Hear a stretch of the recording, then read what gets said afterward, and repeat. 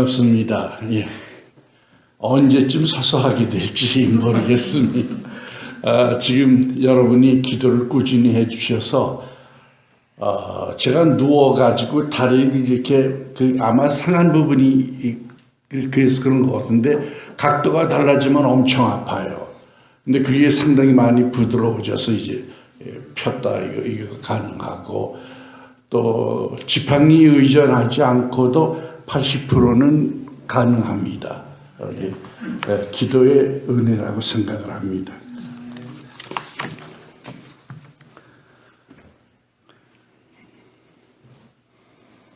오늘은 애니 존슨의 하나님의 약속이라는 시로 시작을 합니다.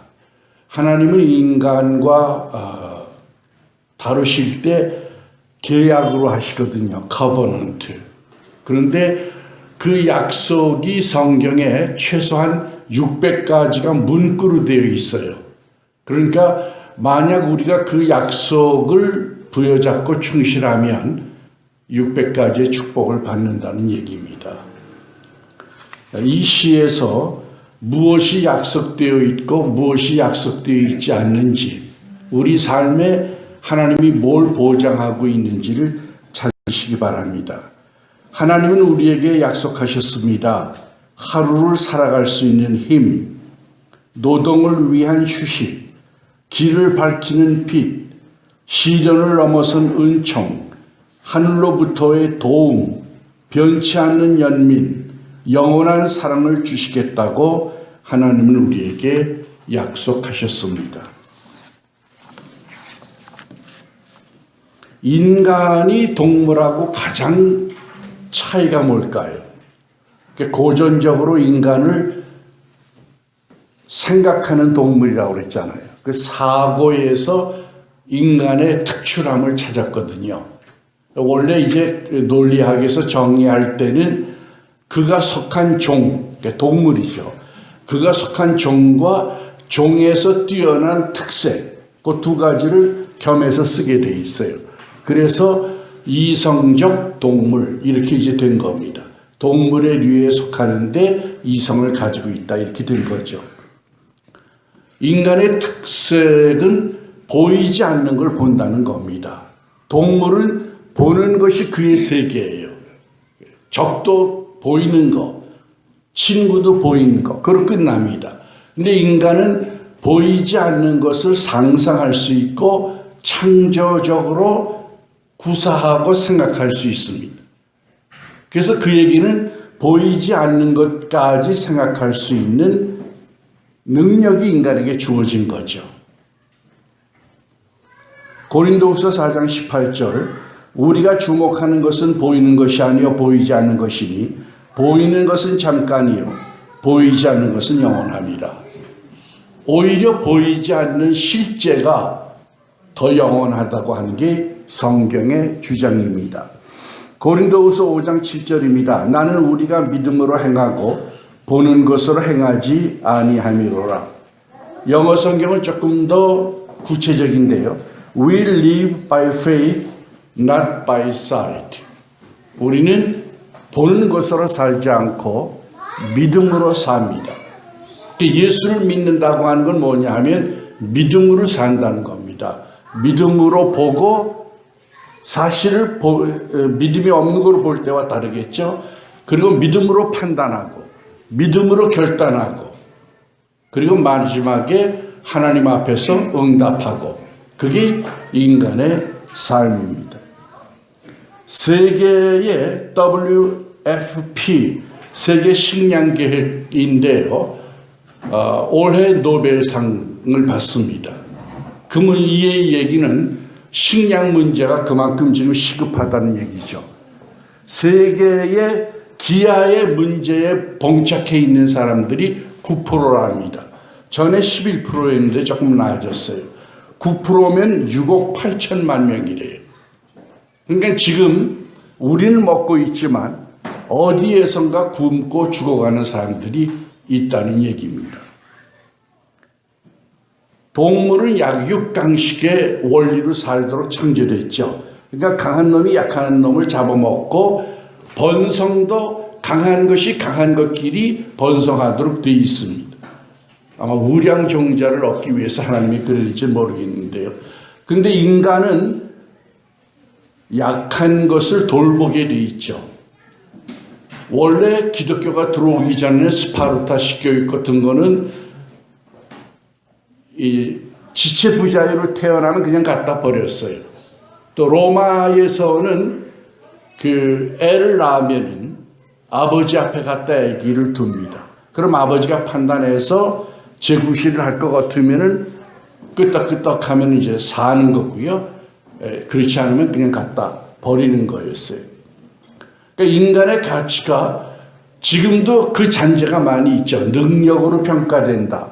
건강으로 평가된다. 이런 것들이죠. 이제 보이는 걸로 판단하는 것들이죠. 그러나 하나님은 약한 자의 하나님이죠.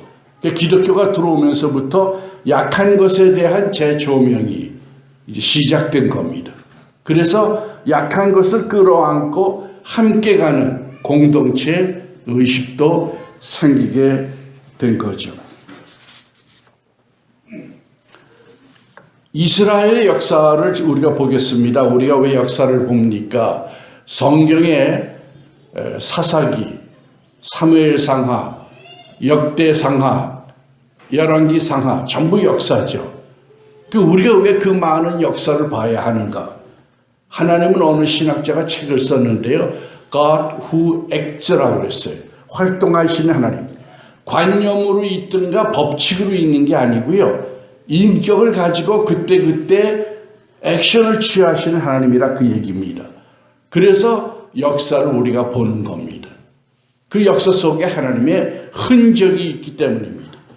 하나님은 우리보다 거대하시기 때문에 우리가 우리 이성으로 증명할 수는 없어요. 그러나 그 거대한 하나님이 이루신 흔적들을 보므로 하나님을 체험할 수 있습니다. 하나님은 증명하는 존재가 아니고 체험하는 존재입니다. 그걸 우리가 만났다고 표현하는 겁니다. 인격적으로 만났다. 그런 얘기들이죠. 하나님은 이스라엘을 이집트에서 끌어내실 때에 원래 이집트에서 팔레스틴으로 가는 길이 두 길이 있답니다.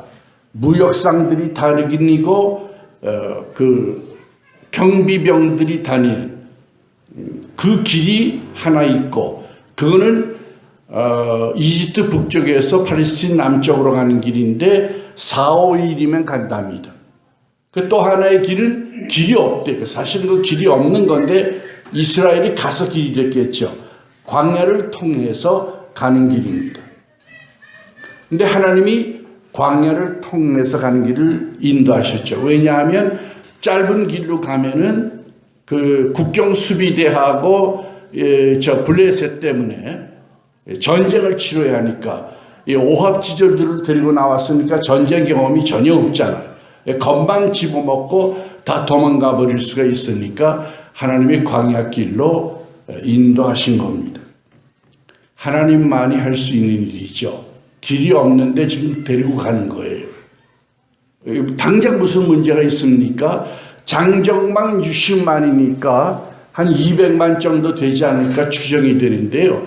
200만이 먹고 살 식량이 어디 있어요? 이게 보통 문제가 아니잖아요. 그래서 모세에게 이제 항거를 합니다. 그때 하나님이 내려주신 것이 이스라엘이 제일 자부심을 갖고 얘기하는 만나입니다. 만나. 우리는 만나를 먹고 살았어. 이건 보통 문제가 아니에요, 여러분. 역사에서 어느 시점에 우리가 하나님을 체험해서 그 얘기예요. 하나님과 접촉이 됐어. 대단한 신앙 고백입니다. 그래서 결국은 만나라고 하는 말의 의미는 What is this? 이게 뭐지? 그러니까 전혀 상상도 못했던 것이 현실화됐기 때문에 놀래서 얘기하는 것이 만나라는 뜻입니다. 하나님은 길을 내시는 분이라고 했죠. 길을 내시는 분. 속담에도 뜨리는 곳에 길이 있다 그러잖아요. 속담은 경험의 응축이거든요. 인간이 오래 살면서 만들어낸 짧은 문구들이에요. 사람도 뜻이 있으면 길이 있다고 믿는데 신이 뜻이 있는데 길이 없겠어요. 신명기 8장 3절입니다. 너를 낮추시며 너를 줄이게 하시며 또 너로 알지 못하며 내 조상들도 알지 못하던 만나를 내게 먹이신 것은 사람이 떡으로만 사는 것이 아니요 여호와 입에서 나오는 모든 말씀으로 사는 줄을 내가 알게 하려 하심이니라. 광야로 내모신 이유는 결핍을 통해서 자기를 발견하라는 거예요. 결핍이 없으면 인간이 어떻게 될까요? 한계가 없으면 어떻게 될까요? 한계가 있어도 인간이 우상이 되잖아요. 그렇잖아요. 옛날 로마 시대 때 황제는 다 신이었어요. 그런데 한계까지 없어버리면 어떻게 되겠어요? 약함 속에 본질과 진실이 있는 거거든요. 또 약함을 통해서만 인간은 하나님 앞에 나아갑니다. 배부르면 하나님 안 찾아요. 지금이 조사온이죠. 하나님 안 찾아요. 배가 고파야 인간이 뭐지? 세상이 뭐지? 어떻게 살아야 하지? 생각을 하는 거예요. 그래서 보다 더 본질에 가깝게 되는 겁니다. 인간은 절제하게 되어 있습니다. 하나님은 본능을 주셨지만 우리는 훈련을 통하여 절제함으로 비로소 인간으로 거듭납니다. 성령의 9가지 열매가 있죠. 사랑, 희락, 화평, 오래 참음, 자비, 양성, 충성, 온유, 절제입니다. 바울은 이 같은 것을 금지할 법이 없다고 그랬습니다. 어느 나라를 가든지 어느 시대든지 만약 여러분이 이 9가지 열매의 덕목이 있다면 존경받고 화평하게 살 수 있을 겁니다. 따로 법이 필요 없는 거죠. 오늘 본문 말씀에서 예수님은 일용할 양식을 구하라고 했습니다. 마태복음의 본문은 Each day our daily bread로 되어 있습니다. 누가입니다. 그건. 마가는 Today our daily bread로 되어 있습니다.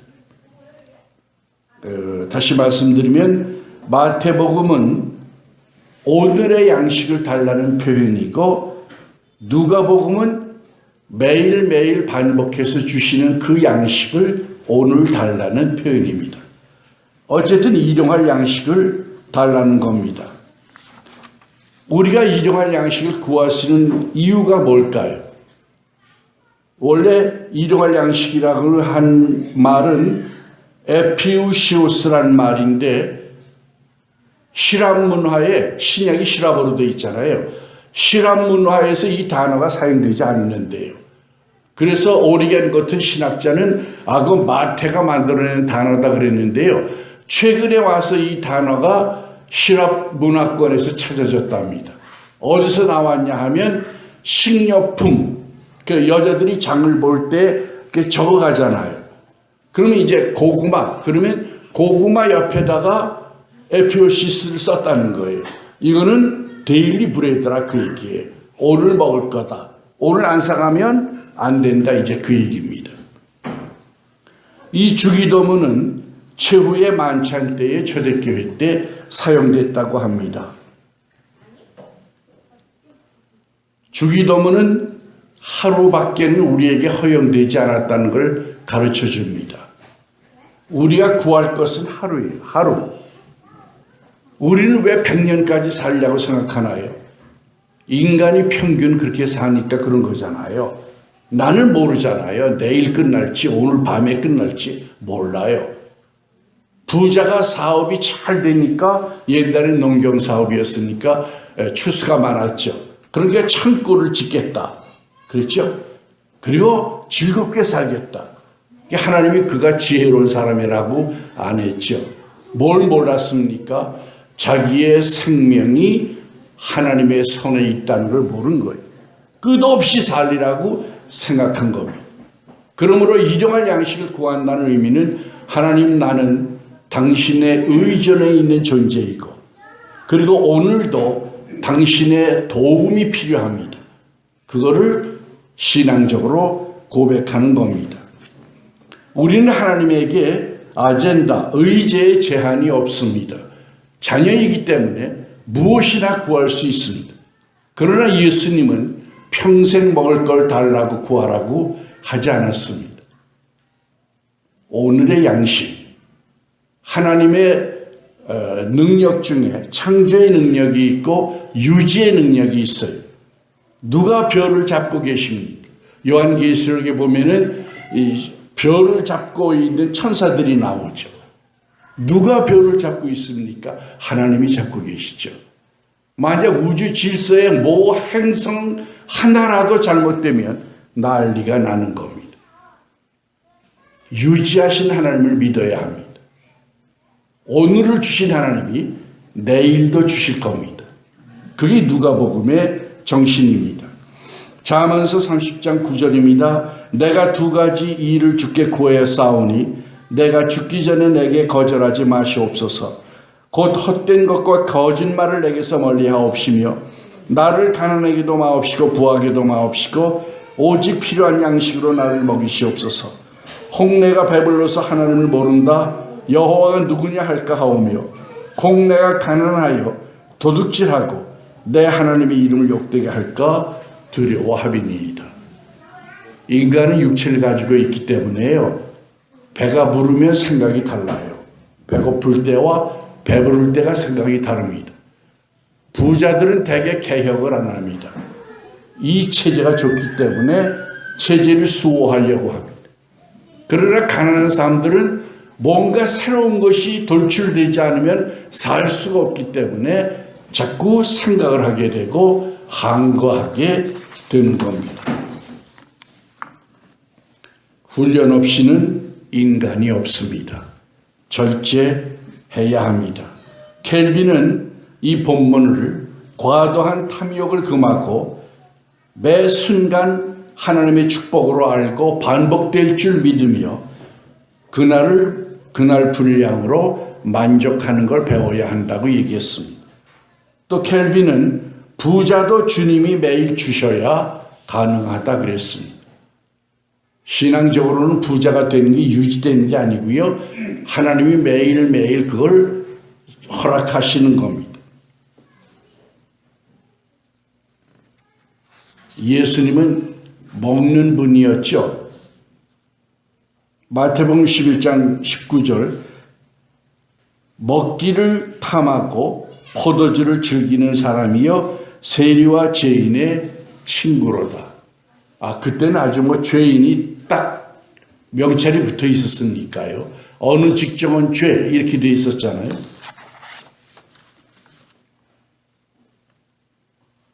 우리의 모든 바램, 원하는 소원들은 기도로 바뀌어야 합니다.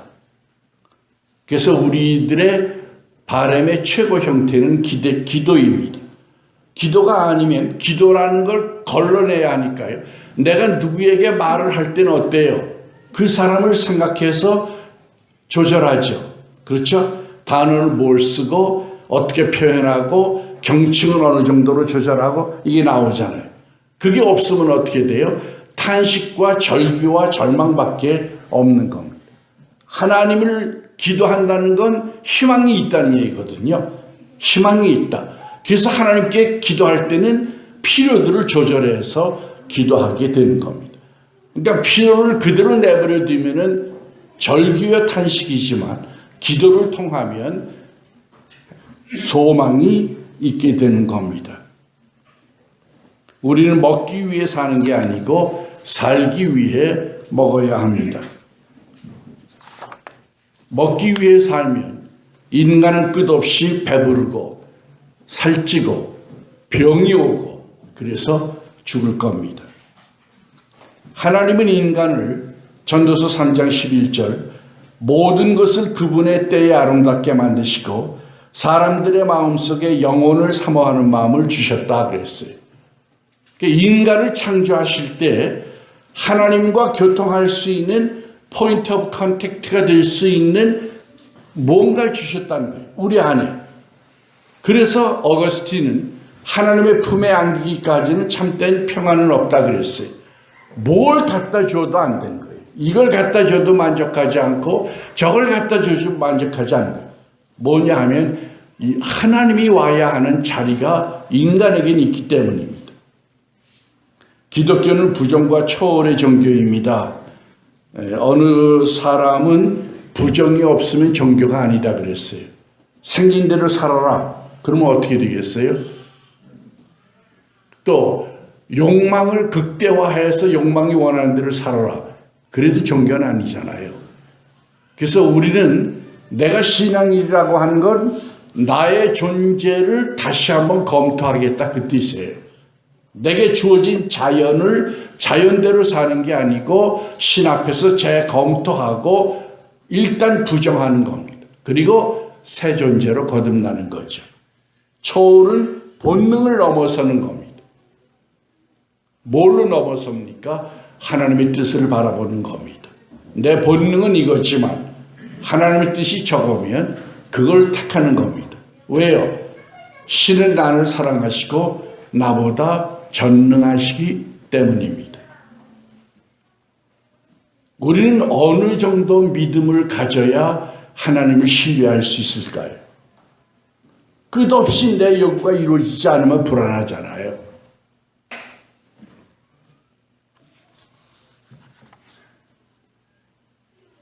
육체를 넘어서야 합니다. 예수님은 떡 5개와 물고기 2마리를 가지고 남자만 5,000명을 먹였어요. 그러면 대략 여자가 동수 비율이라고 하면은 A까지 하면 1,500 정도 된다고 봐야 하잖아요. 그래서 유태인들은 기적을 신앙의 사인으로 봤으니까요. 그 기적을 보고 이건 메시아다. 아주 누가 설명하지 않고 그렇게 판단해 버린 거예요. 그래가지고 예수님을 왕으로 모시려고 해서 예수님이 도망가신 기록이 나옵니다. 그러면서 예수님이 탄식한 말씀이 있죠. 너희가 나를 찾는 것은 배부르기 때문이다. 배부르면 뭐가 됩니까? 인간 제도로 끝나는 거예요. 부하게 하자. 거기서 끝이에요. 그러나 배부르게 하는 것이 아니라 배부름이 은혜인 데까지 가야 하는 거죠. 구두 닦기가 늘 보는 건 구두밖에 없는데 구두를 닦는 손을 봐야 하는 그 사람을 봐야 하는 거죠. 우리가 은혜를 못 보면 우리는 부한 데서 멈추게 되고 부는 남은 만나가 썩듯이 결국은 썩어서 때로는 우리 영혼도 썩게 하고 그리고 진정한 천국의 보물을 못 쌓게 할 겁니다.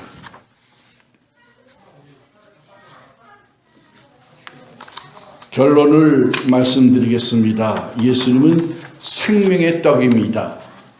우리가 물질만 먹어서는 안 됩니다. 물질을 먹으면 반드시 생명을 사모해야 합니다. 왜 우리 먹으면서 걸릴 때 있죠. 제 아내는 자식들 생각을 늘 하더라고요.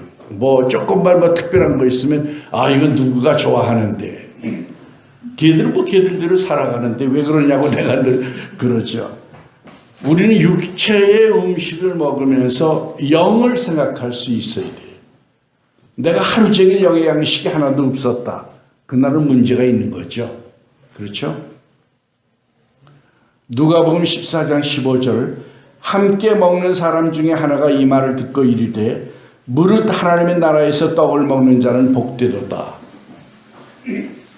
이 유태인들은 특별해요. 정말 축복을 받았어요. 왜냐하면요 안 보이는 걸 이 사람들은 보고 찾은 거예요. 누가복음 10장 24절 내가 너희에게 말하노니 많은 선지자와 임금이 너희가 보는 바를 보고자 하였을 때 보지 못하였으며 너희가 듣는 바를 듣고자 하였을 때 듣지 못하였느니라. 오늘 우리는 예수님을 보고 예수님의 말씀을 봅니다. 이게 천국에서 떡을 먹는 거예요. 최상의 축복이요 유카리스트 성찬식입니다. 인간은 이성적 동물이라고 그러고 인간은 경제적 동물이요, 인간은 사회적 동물이라고 하죠. 성경은 인간은 하나님의 형상이라고 합니다. 하나님의 형상. 우리가 거기까지 가지 않으면 우리는 미완성으로 인생을 끝내고 마는 겁니다.